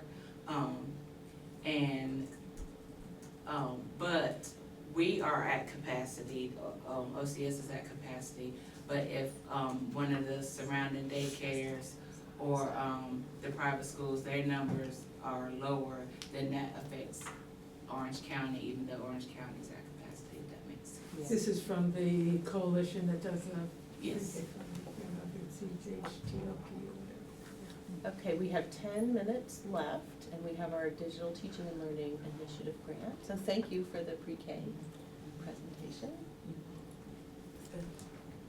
All right, I'll make this really quick. So you may or may not be familiar with the North Carolina Digital Learning Initiative. This was launched in 2017 to encourage districts to incorporate digital learning strategies into their schools and develop innovative ways to teach. And this past year, there were 64 applicants for the 25-26 grant year, and Orange County Schools was one of only 5 that were awarded of those 64. And so we've been awarded a grant for 3 years of $95,000 each year. And so on the next slide, I'm going to what our grant is about, but just so you know, it wasn't done in isolation. It wasn't one person sitting in a room. It was a cross-collaborative team, and also looking across the district in different types of data. Next slide. We look at this as a way to enhance what we're already doing. Again, we're not walking away from explicit instruction. We're going to stay right with explicit instruction, but now we have the digital piece that will help bridge that, what's happening in the K-12 classroom to what's happening in the world. And we really see this as like helping to define some of those pathways. Again, theme of the night, right? Next slide. Since some of those pathways, based on our, the workforce development that's in the area, so that none of this should be a surprise to you. You've seen a lot of this before, but keeping all of this data in mind as we wrote the grant and as we implemented the grant pieces. So the pieces of the grant, can you go to the next slide? Go ahead and click through them all, that'd be fine. We're gonna focus on building educator capacity by creating an OCS Innovation Academy. So it's like a teacher leadership academy who will, teacher leaders will learn new instructional strategies and embed this digital strategies as part of the explicit instruction model, and then they'll go back in their schools and implement it, and they'll share it in their PLCs and in their teams. We're enhancing student engagement through some authentic learning experiences. One of those is going to be the OCS Design Challenge. And we're looking at our first design challenge. Well, I don't know if I should leak it in public yet, so I guess it's TBD. You're gonna have to find it later. But we're gonna be doing a design challenge this spring. And then there'll be some community events where parents get to see what's happening with digital learning and learn some digital skills themselves to help students navigate the digital learning world. And then, empowering other instructors, so that the teacher model, where schools are sharing digital resources inside their school and enhance professional development. we are, because we know explicit instruction works, we're gonna see the digital embedded into it, as a way to target and move the needle with instruction. And so, again, it's the piece that you're gonna see with the digital learning is not digital learning for the sake of doing something cool on the computer, but really taking as, and without going into what all the components of explicit instruction are, but there's a piece of it where once we get through the teacher modeling and understanding and then some guided practice, then students can be released to do independent practice, once we're sure they have, made those connections in their brain and begin what we would refer to as learning, that then they can be released to do some independent work, and that's where our digital technology and those skills will come in, and including using AI responsibly, so how we're teaching teachers to do that and students to do that. Next slide. And this is actually a visual that we turned in with our grant that shows that explicit learning focus tied in with the digital learning and AI. So when you have time and you can't sleep later tonight, you can read that in detail. I just want to give you a little taste of what we're excited about, the work that's coming. It's all really, if you can't tell, it's all really coming together. All the rope is braided together. We're not working in isolation and doing one shiny thing over here to the expense of everything else. It's really, how do we build everything together to create one system that does great things for students? Nice, thank How's you. that? Excellent. Quick enough? Y'all did a great job. Questions about go ahead, Ann. I was just saying, they did a great job as usual, everybody. Yes, thank you. And it's amazing.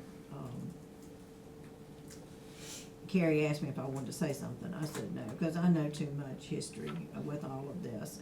And I will say that it is, even though we're not to the point that we want to be, where we have all the students that we want, taking AP classes, honors classes, IB, where we have come from, and you have to have been here for a long time to have seen that, is miles. I mean, we have just come miles, just seeing the number of students. Andre's been here, Andre's seen it, he knows it, and it's impressive. So don't think that we're not moving forward in any way, shape, or form. We have moved miles, and we still have ways to go.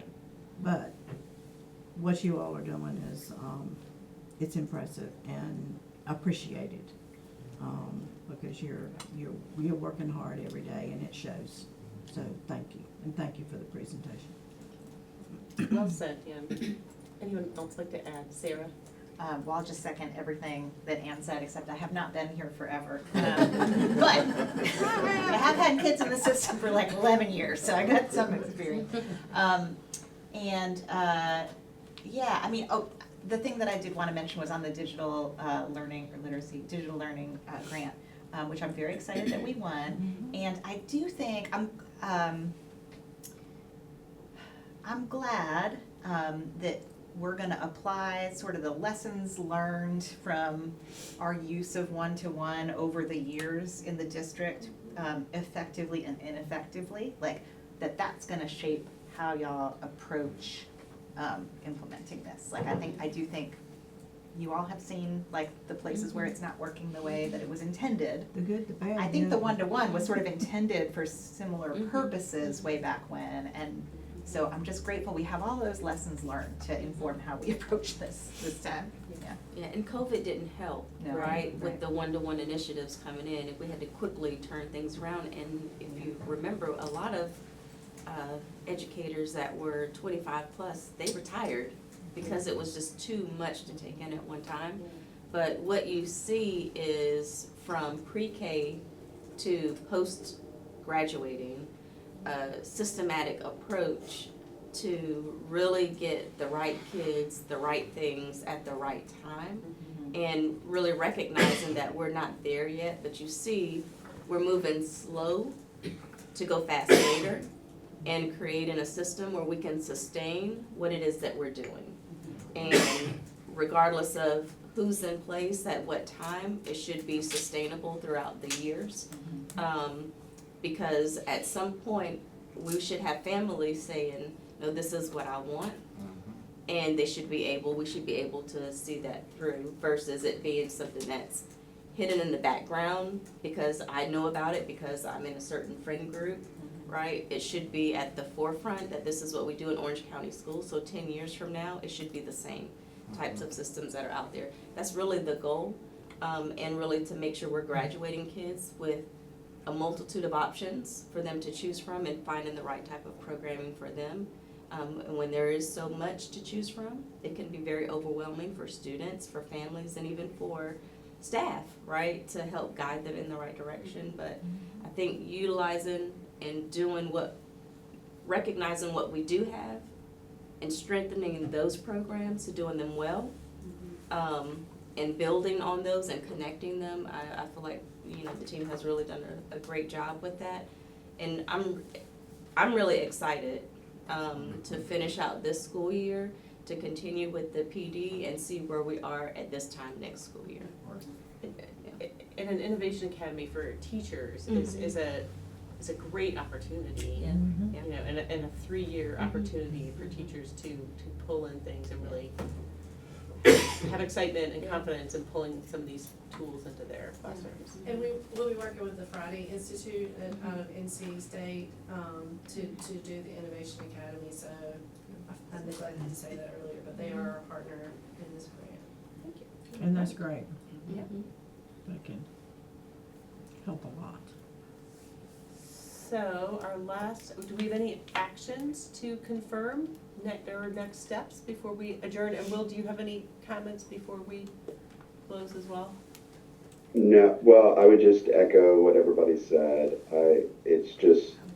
I really appreciate the data and us looking at it and seeing where we've come and where we're going. I really, really appreciate all the details.